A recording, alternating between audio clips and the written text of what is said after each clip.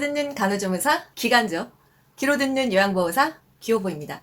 이번 영상은 귀로 듣는 간호조무사 기간조 작정하고 추렸다 산업보건 영상입니다. 산업보건은 보건간호학 15문제 중에서 한 문제 출제되고 있어요. 최근 기출문제를 분석해서 정리한 영상이는 만큼 시험에 잘 나오는 핵심만 찝어드릴게요. 국가고시는 중요한 부분, 기출에 자주 나오는 부분만 계속 반복하면 합격점은 당연히 넘고요. 고득점도 나오는 거예요. 아시겠죠? 작정하고 추렸다 재생 목록 클릭하시면 간호조무사 과목별 영상이 순서대로 뜹니다. 수시로 들으면서 국시 전까지 잊어먹지 않게 무한 반복하세요. 여러분 모두 합격 가자. 좋아요 눌러주세요. 산업보건이 어디서 나온 걸까요? 우리 지역사회 간호에서요. 대상자별 사업 기억나시나요? 노인보건, 모자보건과 학교보건 기억나시죠? 마찬가지로 일하고 있는 사람들의 보건을 신경 쓰는 게 산업보건입니다. 근로자들의 건강을 신경 쓰는 게 산업보건이에요. 산업보건은 근로자가 사업장에서 건강하게 일할 수 있도록 만들자. 이게 바로 산업보건인 거예요. 그 말을 교과서적으로 풀면 근로자들의 육체적, 정신적, 사회적인 건강을 유지 증진하고 질병을 예방하고 적합한 작업 환경을 만들고 거기에 배치를 시켜서 일하도록 돕는 것이다. 이것이 바로 산업보건의 정의, 의의가 되겠습니다. 산업보건의 그러면 대상은요. 근로자겠죠. 근로자와 산업장이에요. 산업보건의 목표는요. 1차적인 목표가 뭘까요? 근로자가 건강해라. 2차적인 목표는 그래서 생산성을 향상시켜라 이것입니다. 만약에 마스크 공장이에요. 이번 주에 마스크 100만 장을 수출하기로 했어요. 그럼 월화수목금 열심히 일해가지고 100만 장 만들어야겠죠? 근데 근로자들이 뭐 한 명이 아파, 독감 걸렸어, 코로나 무슨 확진 받았어 이렇게 되면 100만 장 생산하기 어려울 거 아니에요. 그래서 거리두기도 잘하고 근로자들의 건강 관리를 좀 잘해서 우리가 이번 주에는 100만 장을 생산을 하자. 이렇게 생산성을 향상시키는 게 산업보건의 목표입니다. 한마디로 산업보건은요. 근로자 건강하게 만들어서 열심히 일시키는 거예요. 아시겠죠? 이 산업보건의 담당 행정부서가 어디냐? 근로자로서 애로사항이 있을 때요. 고용노동부에 신고를 하거나 상담을 받으시면 돼요. 그런데 이 고용노동부에서 그 산업보건을 담당하는 행정부서는요. 산업보건과입니다. 이름이 그냥 산업보건이고 산업보건과예요. 아시겠죠? 또 배달 많이 시키고 하잖아요. 산업안전보건법에 따라서 그 음식 배달시키는 플랫폼 운영업체는요. 그 배달기사 안전까지 보호할 의무가 있다. 이런 것들을 다 고용노동부에서 주관합니다. 우리가 근로자로 어딘가에 취업을 해서 일을 한다고 하면 고용노동부 사이트를 한번 들어가 보세요. 대상자별로 정책이 다 나와 있어요. 청년, 여성, 중장년, 장애인, 외국인 취업도 지원하고 근로 조건도 개선하고 누가 나 퇴움했다, 왕따 시켰다 이런 것도 상담 신고할 수 있는 곳이 있습니다. 이게 바로 고용노동부 사이트에서도 할 수가 있는 거예요. 근로자의 애로사항을 어느 정도 풀어주겠다. 고용노동부에서 하는 일이에요. 그중에서 산업보건이니까 산업보건과다. 이것도 이제 나올 수 있기 때문에 알려드리는 거고요. 근로시간 어떻게 되죠? 우리 하루에 8시간 일해야 돼요. 그런데 우리 보통 출근하면요. 9시 출근합니다. 6시까지 일하잖아요. 그럼 9시간이에요. 8시간 근무하라 그러더니 왜 9시간 일해? 그러니까 밥 먹는 시간을 빼는 거죠. 일하는 순수 시간이 8시간까지 가능하다. 그러면 주 5일로 봤을 때 8, 5, 40. 일주일에는 40시간이 우리가 근로할 수 있는 근로기준법상의 시간이라는 거예요. 휴게 시간 제외하고 하루에 8시간, 일주일에 40시간만 해라 이거고요. 여기서 중요한 거 뭐 있어요? 일단 산업보건이라는 것은 근로자가 건강하게 돼서 그 산업장에서 일을 열심히 시키는 것이다 이거예요.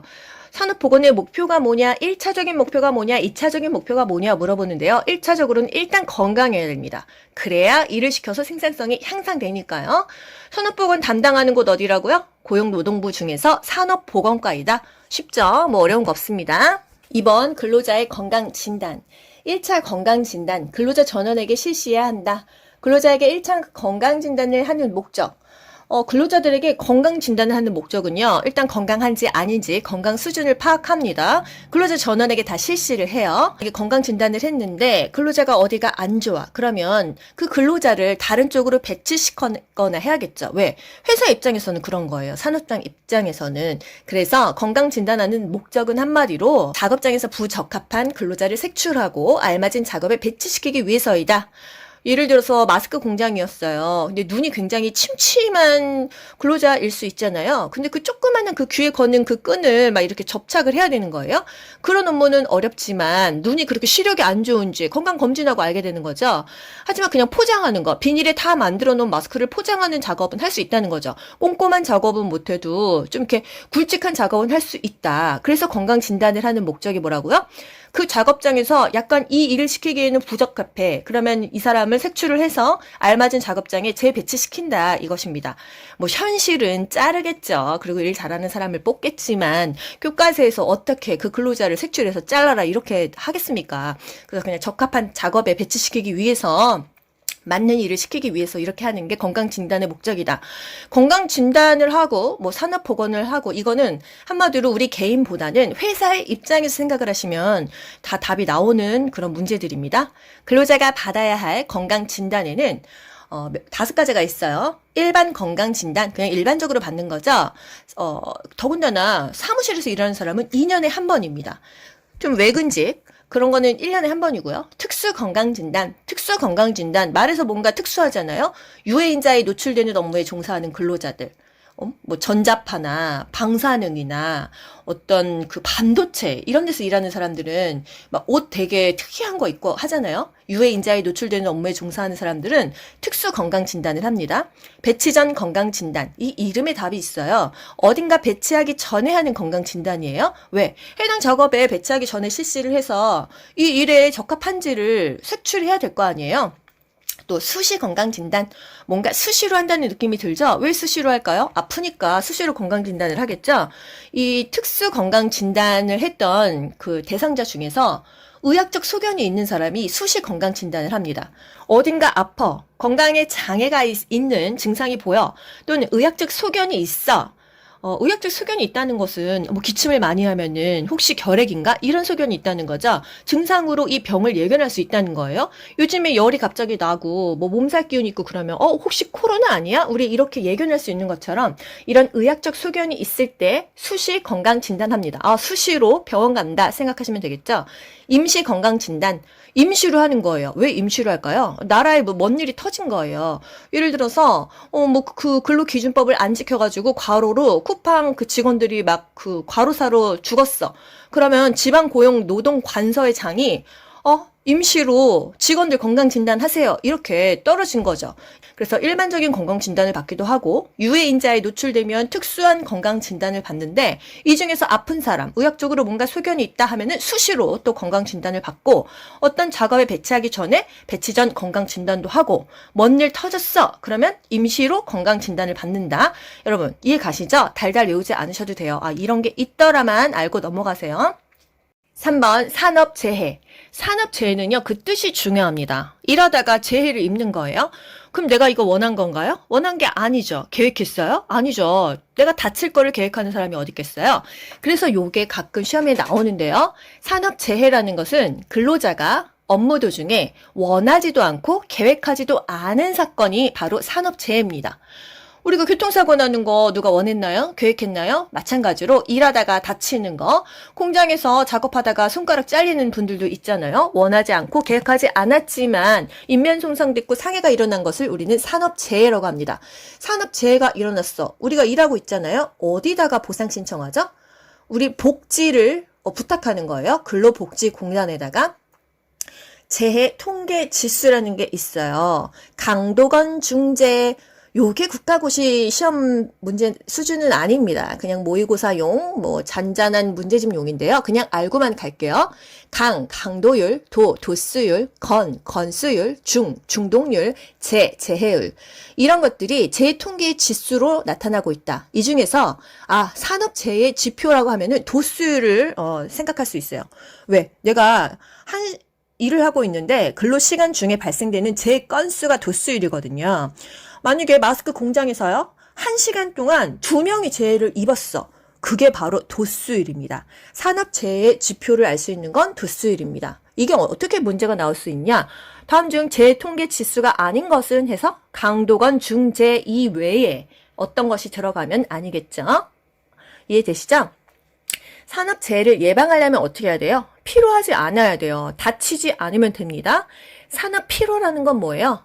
정신적, 육체적, 신경적 노동 부하에 반응하는 생체의 태도이다.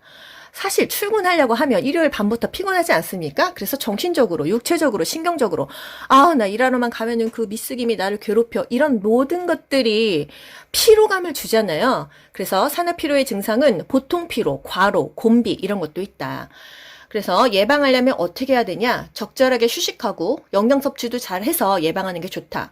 산업 피로랑 뭐가 관련이 있냐? 이게 이제 국가고시에 나옵니다. 노동 부하와 관련이 있겠죠. 노동의 그 강도 와 관련이 있고 재발생 건수가 많을수록 당연히 피로해지죠. 또 작업 시간이 길수록 피로합니다. 이런 것들에 비례한다. 재발생 건수에 비례한다. 뭐가? 산업 피로가. 작업 시간에 비례한다. 뭐가? 산업 피로가. 내가 5시간 일하고 퇴근하면 좀 가쁘네요. 근데 10시간 일하면 너무 피곤하잖아요. 작업 시간에 비례한다. 그리고 오늘도 무사히 다 전 직원 건강했어. 그럼 필요하지 않을 수 있는데 저기서 손가락 잘리고 저기서 발가락 잘리면 얼마나 심란합니까? 필요하다는 거예요. 산업 피로의 결과 뭐죠? 생산성이 좋아돼요. 저기서 직원 다쳤으면 막 30분 동안 119 부르고 지혈하고 막 난리 났을 거 아니에요. 생산성이 좋아되고 그래서 그 다쳤던 거 자꾸 생각하다가 또 나도 다치게 됩니다. 재발생 건수 자체가 증가해버려요. 산업 필요의 결과는 생산성도 좋아지고 또 다친다. 그래서 발생 건수가 증가한다. 이 얘기입니다. 머릿속으로는 쉬워요. 근데 이 교과서적인 용어 자체가 조금 어렵습니다. 왜? 변별력 있게 국가고시를 내려면 너무 쉽게만 낼 수 없거든요. 그래서 일단 기본은 머릿속에 쉽게 가져가고 이게 시험에 나오는 기출 키워드 용어로는 어떻게 나오는지 변환시키면 여러분 암기하기가 어렵지 않다는 거 아시죠? 근로자 작업 환경 중에서 유해 인자에 대한 관리 방법이 있다. 일하고 있는데 뭔가 위험해. 어떻게 관리하면 되겠냐? 대치하면 된다. 대치가 뭐예요? 체인지한다는 거예요. 대체해서 제거한다는 거예요. 예를 들어서 유리병이야. 깨지겠죠? 철제통으로 교체한다는 거고 벤젠을 이용한 세척 공정이야. 수동이라면 자동으로 교체하는 게 좋겠다. 페인트 작업을 분무식으로 했어. 내 코로 다 흡입되겠지? 그러면 전기 흡착식으로 교체하고 대체한다. 이게 바로 대치입니다. 대치가 국가고시 가장 많이 나왔어요. 하지만 키워드라는 거는요. 그 부분의 그 파트의 이론을 다 아셔야 되는 거예요. 대치가 나왔으면 다음에는 밀폐와 격리. 또 실내 환기가 나올 수 있는 거거든요. 밀폐와 격리는요. 말 그대로 밀폐하고 격리시키는 거예요. 예를 들어서 그 작업을 하고 있는데 직접 그 유해 인자와 닿으면 내 몸이 많이 상해. 근로자가 많이 다쳐. 그러면은 장벽에 놓여있는 상태에서 일을 합니다. 그래서 원격 조정을 해서 뭐 드론을 이용해서 하기도 하고 도랑을 파서 제방을 쌓는다. 뭐 아파트 공사할 때 이렇게 한다고 하더라고요. 인화물질이 들어있어. 그러면은 도랑 파가지고 혹시 불나도 그 도랑을 이용해서 불을 끌 수 있게끔 그런 식으로 밀폐시키고 격리시키는 게 바로 이 유해 인자에 대해서 관리하는 방법이라는 거. 병원에서도요. 의료진들이 어떻게 일합니까? 다 지금 환자들 격리하고 보호 장구 착용하고 이런 것들이 바로 우리가 근로자로 일할 때 작업 환경 중에서 어떤 유해 인자에 대한 관리 방법이라는 것이죠. 희석 및 실내 환기. 이거는 환기시킨다 생각하시면 돼요. 뭐 공기가 너무 안 좋아. 작업장에서 후드를 설치해서 그 나쁜 공기를 빼내던지 작업장 공기 중에서 유해 물질이 막 안 좋아. 그럼 농도를 희석하는 거. 그런 게 바로 희석 환기라는 거죠. 여러분 이 말 속에 다 답이 있어요. 모르면 이 말이 의미하는 게 뭘까? 이렇게 생각하시면 편하죠. 그다음에 개인 보호구를 착용한다. 우리 요즘에 왜 마스크 껴요? 이게 다 나를 유해 인자로부터 보호할 수 있기 때문이죠. 호흡용 보호구는 방진 마스크, 송풍 마스크, 일반 산소 마스크, 방독 마스크 등이 있다. 차음 보호구, 소음을 차단하는 게 차음 보호구예요. 귀마개, 귀덮개가 있겠다. 피부 보호구, 피부를 감싸주는 뭔가 옷이나 뭐 비닐 같은 게 있어야 될 거 아니에요. 온몸을 둘러싸는 거, 앞치마, 장갑, 장화 뭐 이런 것들이 있다. 쉽죠? 네, 마지막 직업병. 여기서도 국가고시가 매일 그냥 매번 한 개 정도 나옵니다. 보통은요, 산업보건이 한 문제 정도밖에 나오지 않기 때문에 포기하시는 분이 있는데 나오는 문제가 너무 쉬워요. 그쵸? 뭐 대치가 나오거나 산업 피로에 대해서 나오거나 이 직업병은 뭐냐? VDT, 뭐 잠수병, 감암병. 뭐 납중독 이런 거밖에 안 나옵니다. 그래서 사실은 산업보건 문제는 그냥 거저 먹을 수가 있다. 그냥 요 영상 정도만 보셔도 가능은 할 것 같습니다, 여러분. 직업병은 뭘까요? 일하는 사람이 다 걸리는 게 직업병인가요? 아니에요. 특정 직업에 종사하는 근로자가 발생되는 특정의 질병이 바로 직업병이다.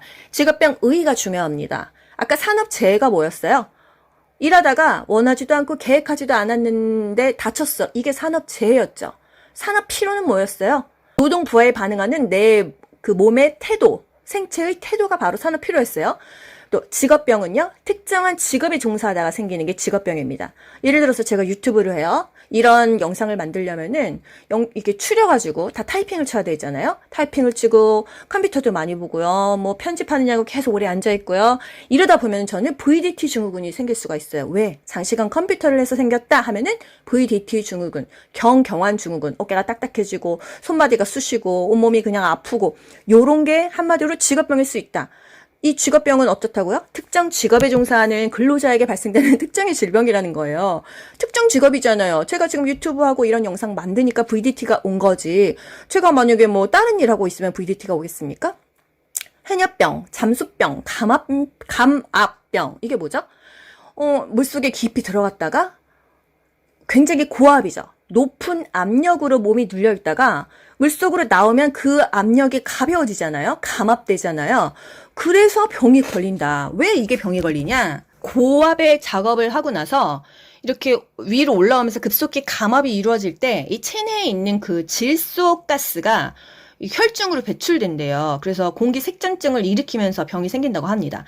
혈액 내에 기포가 유발돼서 생기는 병이라고 해요. 깊은 물속에 들어갔다, 해녀병이다, 잠수해서 들어갔다, 해저 터널에서 터널 뚫다가 일했다, 터널 공사한다, 뭐 교각 건설하다가 그랬다. 이런 경우는 잠한병, 감압병입니다. 여러분 발음하기도 어렵지 않아요? 그러니까 잠수해서 생기는 병, 해녀가 바닷속에 들어가서 생기는 병, 잠함병, 잠함도 잠수한다는 의미죠. 이런 경우는 다 같은 의미예요. 고압에 의해서 생기는 병이라는 거예요. 높이 올라가서가 생기는 게 아니고요. 내가 밑으로 들어가서 압력이 고압이 돼서 생기는 병들이라는 거죠. 그러면은 반대로 산 위에 올라갔어. 비행기 조종사야, 뭐 스튜어디스야. 이래서 그건 저기압입니다. 위로 올라가면 기압이 저산소증을 일으키잖아요. 그건 저기압이에요. 저기압에 폭로됐다 하면은 고산병, 항공병이고요. 고압에 작업을 하고 나서 감압을 했을 때 병이 걸렸다. 그게 바로 해녀병, 잠수병입니다. 국가고시에 뭐 나와요? 잠수병의 원인, 해녀병의 원인은 감압에 의해서이다. 이렇게 나와요. 문제가 잠수병의 원인은 그리고 보기에 감압, 저기압, 저산소증 뭐 이런 식으로 섞여 있다고 한다면 저기압 저산소증은 위로 올라갔을 때 생기는 병이죠. 감압은 밑으로 내려갔을 때 생기는 병이죠. 그래서 잠수병의 원인은 감압에 의해서 생긴다. 해녀병이다. 이렇게 기억을 하시면 되겠어요. 레노병 뭐죠? 레이노 증후군, 레노병, 진동. 차감기 작업자들이 그 바위 깰 때 드드드드드 해가지고 깨잖아요. 그랬을 때 이 진동 때문에 병이 생긴다는 거, 손에 어떤 문제가 생긴다고 하더라고요. 또 VDT 증후군, 장시간 컴퓨터 했을 때 생긴다. 중금속에 의한 직업병은 납, 수은, 카드뮴, 크롬이 있다. 분진에 의한 또 질병은 진폐증, 규폐증, 성면폐증, 뭔가 폐에 분진이 들어가서 문제가 있다. 제가 시험 봤던 2020년 상반기 국가고시에 그 변연이라는 게 나왔어요. 변연이 뭐야? 뭔가 염증이 생겼다. 뭐 이런 문제였는데 정확하게 기억이 안 납니다. 잇몸에 치은 변연이 있었을 때 이것은 어떤 중독인가 이런 문제였던 걸로 기억이 나는데요. 납중독이었다 이런 게 나옵니다. 그러니까 한마디로 직업병은 골고루 나온다는 거예요. VDT도 나왔고 뭐 납중독도 나오고 해녀병, 잠수병도 나왔었고요. 진동, 레이노병도 과거 국시에 나왔었고 그래서 여러분 요 정도는 알고 가시면 되겠습니다. 이론은 이 정도고요. 이제 어떻게 문제로 나오는지 한 40여 개의 문제로 스피디하게 짚어드리도록 할게요. 1번, 요게 뭐냐? 모든 직업에서 일하는 근로자들의 작업 조건이나 유해 물질에 의해서 건강을 해치는 일이 없도록 적합한 작업 환경을 배치해서 일하도록 하는 것은 근로자들을 건강하게 일시키는 것은 산업보건이다. 산업보건의 목표는 근로자들의 건강 증진, 건강을 증진시켜서 생산성과 작업 능률을 향상시키는 것이다. 3번, 작업 환경 관리 방법 중에서 방화벽, 밀폐, 원격 장치 하면 딱 나와야 됩니다. 벽 치고 밀폐하고 원격 장치로 격리시킨 거죠. 이게 바로 뭐냐 물어봤어요. 4번, 우리나라 산업보건 담당 행정부서가 어디냐? 고용노동부 사이트 기억하시라고 했죠? 산업보건과입니다. 5번, 산업보건 1차적인 목표는 근로자들이 건강한 거니까 근로자들의 건강 관리가 산업보건의 목표이다. 건강해야 일 시키니까요. 6번 1차 건강진단하는 목적은 건강 수준을 파악하기 위해서이다. 여러분 쉽고 짧게 포인트만 암기하고 가시면 됩니다. 머릿속에 그냥 가볍게 집어넣으시면 돼요. 7번 산업보건에서 1차적으로 신체 검진은 누구한테 하냐? 근로자 전체한테 한다는 거. 8번 건강진단하는 목표가 뭐예요? 이유가 뭐예요? 알맞은 업무에 배치시켜서 일시키려고 하는 겁니다. 작업 적합성 여부를 파악한다. 다른 말로도 아셔야죠. 작업장에 부적합한 근로자를 색출해서 알맞은 작업에 종사시키기 위해서 자르지는 못하겠고 다른 부서로 전근시키는 거죠. 9번 근로자가 받아야 되는 건강진단은 수시로 받는 거. 아프죠? 의학서 소견이 있을 때 수시 건강진단 받습니다. 천식 있어, 피부염 있어 이랬을 때 수시로 건강진단 받는다는 거. 또 배치 전 건강진단, 배치 예정 업무에 대해서 적합성을 평가합니다. 디테일하게 해야 되는데 손이 뭔가 문제가 있어가지고 세심한 업무를 못합니다. 그러면 안 되겠죠? 배치 전에 건강진단하는 거. 임시 건강진단 뭐였어요? 임시로 하는 거예요. 왜 임시로 해? 위에서 뭐가 문제가 생겨가지고서는 불시에 건강진단해 이렇게 됐기 때문이죠. 지방고용노동관서의 장, 뭔가 높은 사람이 명령했어. 이때 실시하는 거죠. 임시적으로. 특수건강진단, 유해 업무에 노출되는 업무에 종사하는 근로자에게 합니다. 일반 건강진단, 그냥 모든 근로자에게 해요. 10번 유해한 작업장에서 근무 중인 직원의 건강 유지를 위해서 정기적으로 해야 되는 건강진단은 유해하다 하면은 특수한 거예요. 특수건강진단 나와야 됩니다. 11번 특수건강진단 업무 중에서 업무에 적합한지 평가를 위해서 실시하는 건강진단은 배치 전 건강진단입니다. 또 12번 산업장 근로자가 업무 도중 원하지도 않고 계획하지도 않은데 일이 터졌어. 뭐죠? 재해죠. 산업재해예요. 13번 상시 사용하는 근로자의 건강관리를 위해서 사업주가 주기적으로 하는 건강진단은 뭐냐? 일반 건강진단입니다. 일반적으로 그냥 주기적으로 해요. 1년에 한 번씩 하는데 사무직은 다칠 일이 많이 없으니까 2년에 한 번만 한다. 14번 강도건 중재 이게 나왔어요. 강도율, 도수율, 건수율, 중독률, 재해률은 무엇인가? 산업재해의 지표이다 이랬어요. 15번 연, 근로 시간 중에 발생되는 재해 건수. 시간 중에 1시간에 2명 발생했어. 이게 뭐라 그랬죠? 도수율이라고 했어요. 16번 산업 피로의 예방 대책은 쉬어야겠죠. 작업의 정도와 시간을 조절한다. 17번 산업 피로의 결과는 생산성도 떨어지고 재해가 발생 증가된다. 다친다는 거죠. 결근율도 증가한다는 거예요. 18번 산업 피로를 예방하기 위해선 쉬어야겠죠. 작업 공구나 작업 자세를 인체공학적으로 고안한다. 그리고 작업 환경 관리의 목적은 일단 병을 예방해서 피로를 억제해서 건강하게 유지한다. 이게 바로 작업환경 관리를 하는 목적이 되겠죠. 건강해야 일 시키니까요. 20번 작업환경 관리에서 근로자들의 직업병, 산업재해, 산업피로를 예방하는 대책은 환경도 개선하고 보호구도 착용한다 이겁니다. 21번 산업장에서 유해물질 해결 관리 방법 중에서 가장 효과적이고 기본적이며 우선적인 것은 뭐가 좋을까요? 그냥 사람 고쳐 쓰는 거 아니다 그러잖아요. 마찬가지입니다. 그냥 아예 교체해버리고 대치해버리고 대체해버리는 게 가장 좋습니다. 22번 작업 환경 관리에서 유해 증기를 희석하고자 할 때 환기를 해야겠죠. 유해 증기를 희석이라고 해서 말이 어렵잖아요. 우리가 방에서 일을 하고 있는데 공기가 쾌쾌해. 창문 열어서 환기하면 깨끗한 공기가 들어와서 이 공기가 희석되는 거예요. 나쁜 공기가. 그래서 희석한다 하면은 환기로 생각하시면 됩니다. 포인트 딱 단어만 머릿속에 기억하시면 문제는 얼마든지 맞출 수가 있어요. 23번 똑같은 근무 환경에서 직업병이 걸릴 확률이 다르다면 이유가 뭘까? 예를 들어서 친구랑 내가 똑같이 일을 했는데 친구는 암이 걸리고 난 안 걸렸어. 친구는 코로나 걸리고 나는 안 걸렸어. 이유가 뭘까요? 보호구 착용을 했냐 안 했냐에 따라서 달라진다. 이게 문제가 어떻게 나와요?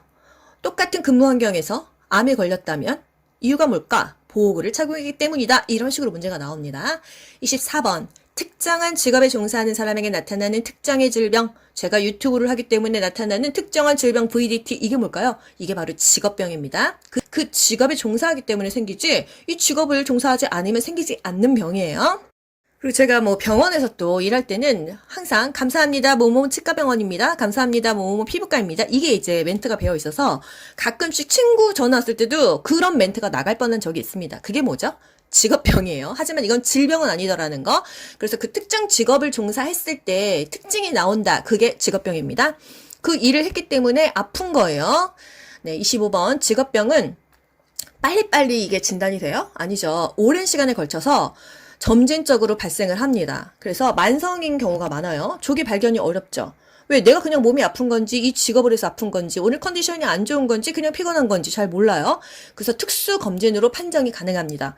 왜 예전에도 뭐 삼성, 반도체 이런 데서 일했던 여직원들이 나중에 희귀암이 걸려가지고 죽고 이런 것 때문에 계속 몇 년 동안 소송하고 하지 않았습니까? 왜? 직업병이라는 게 오랜 시간에 걸쳐서 점진적으로 발생하기 때문에 이게 직업병이다. 아니면 뭐 이 사람의 유전적인 것이다. 사실 구분하기가 쉽지가 않다는 거예요.